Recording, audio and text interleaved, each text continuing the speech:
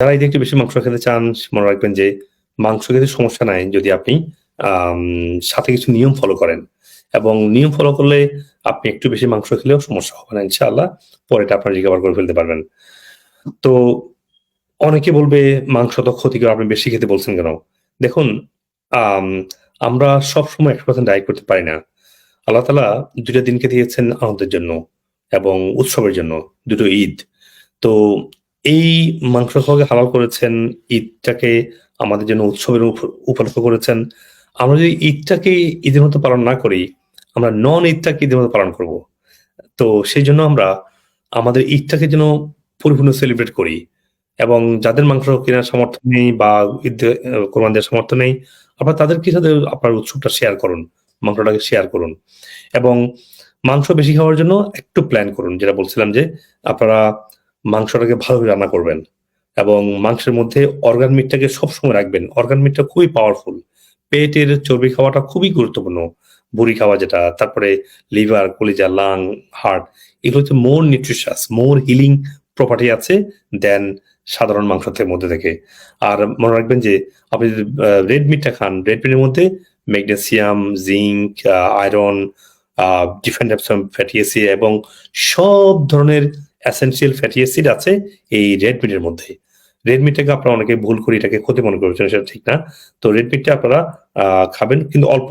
ঈদের সময় একটু বেশি খাবেন, যেটা আমি বলছি যে বেশি খাবেন। আর যত বেশি মসলা দিবেন মাংসের মধ্যে তত বেশি আপনার ডাইজেশন সহজ হবে। মসলা ক্ষতিকর না, মসলা হচ্ছে উপকারী। লবণটা ২ বারে দিবেন। লবণটা আগেও দিবেন এতে করে ভালো করে মজে এবং লবণটা পরে দিবেন যাতে লবণটা কিছু ইনটেকও থাকে। আর তেল ব্যবহার করবেন অবশ্যই নারিকেল তেল অথবা অলিভ অয়েল অথবা সরিষার তেল। মনে রাখবেন যে যদিও নারিকেল তেল ভালো কিন্তু সরিষার তেলটা হলো বেস্ট। হ্যাঁ? আল্লাহ তাআলা সরিষার তেলের নাম, সরিষার নাম, মাছটার নামটা আপনার সূরা লোকমানের মধ্যে বলেছেন। অনেক সূরাতে বলেছেন। আপনার নাখলা মানে বাদাম জাতীয় মানে নারিকেলের মতো খাবারগুলোকে আল্লাহ তাআলা সূরা আর রহমান সহ অনেক জায়গা সূরা নাহলের মধ্যে অনেক জায়গায় বলেছেন। তো নারিকেল তেলটা অত্যন্ত গুরুত্বপূর্ণ। নারিকেল তেল দিয়ে রান্না করবেন অথবা অলিভ অয়েল নিয়ে আমার কনফিউশন হচ্ছে। অলিভ অয়েলটা পিওরটা পাওয়া যায় না। আপনারা এজন্য সাবধানে কিনবেন। যদি অলিভ অয়েলটা পিওরটা সিউর সোর্স থেকে পান তাহলে খেতে পারেন, কোনো অসুবিধা নাই। আর আরেকটা জিনিস হচ্ছে যে মাংস খাওয়ার সাথে আপনারা খেতে হবে সালাদ। সালাদ খাওয়ার ক্ষেত্রে আপনারা একটু সাবধান হবেন যে সালাদটা যেন শুধু শসা টমেটো না হয়। মিক্স সালাদ, স্প্রিং মিক্স যেটা বলা হয়, যেটা সব ধরনের লিফি, গ্রিন, তারপরে শসা টমেটো থাকবেই। তারপরে সব ধরনের ভেজিটেবল যেগুলো কাঁচা খাওয়া যায় এগুলাকে নিয়ে আপনারা মিক্স সালাদ তৈরি করবেন। মোস্টলি লিফ গুলা, হ্যাঁ? স্পিনাচ এবং আম যেগুলো পাতা পাওয়া যায়। যখন এগুলো খাবেন অথবা এনাফ ভেজিটেবল খাবেন এবং সাথে পেঁয়াজ, রসুন খুবই পাওয়ারফুল। পেঁয়াজ, রসুনটা আপনার মাংসটা হজম হতে সাহায্য করে। কয়েকটা পেঁয়াজ, কয়েকটা রসুন, অনেকগুলো সালাদ যদি খান, ভাতটা যদি কম খান, রুটি একটু কম খান, বেশি মাংস খান, দেখবেন আপনার এটা ইকুয়াল হবে। আপনার সহজে হজম করতে পারবেন। আপনার শরীরে এনাফ হজম এনভায়রনমেন্ট থাকবে এবং খাবার আগে আপনি একটু এনজাইম, আমাদের এনজাইম যেটা আছে বা ডাইজেস্টিভ এনজাইম, আমাদের নাম হচ্ছে যে আম মানে আ ডাইজেস্টিভ এনজাইম যেটা আমাদের আছে আরকি এটা। আর ট্রাঙ্কুল প্লাসটাও খাবেন, এনজাইমটাও খাবেন। তার নার্ভাস সিস্টেমটা কাম হবে বা স্পেশালি ভেগাস নার্ভ ভালোভাবে কাজ করবে এবং ডাইজেস্টিভ এনজাইম যদি হয় এবং খাবার শেষে অ্যাপল সাইডার ভিনেগার খাবেন।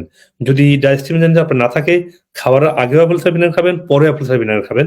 দেখবেন আপনার মেক্সিমাম ডাইজেশনের জন্য আপনার হেল্প হবে। তাহলে একটু বেশি মাংস খেলে সমস্যা হবে না। আর যদি বেশি খেয়ে ফেলেন, অনেক বেশি খেলে একটু ফাস্টিং করবেন। হ্যাঁ? রমজানের পরেও ফাস্টিং করবেন। আশা করি আপনার সমস্যাটা হবে না ইনশাআল্লাহ। তো মনে রাখবেন যে যদি প্রপার ওয়েতে খান, একটু বেশিও খান, আপনি দেখবেন রমজানটাকে রমজানটা না বলছি। যদি প্রপার ওয়েতে খান, একটু বেশি মাংস খান, দেখবেন আপনার সময়টাকে আম ভালো করে এনজয় করতে পারবেন। চমৎকার একটা ঈদ কাটবে এবং ঈদটাকে ঈদের মতো পালন করতে পারবেন এবং আমার জন্য দোয়া করবেন। সবার জন্য অনেক দোয়া ভালোবাসা। সবাইকে ঈদুল আজহার ঈদ মোবারক।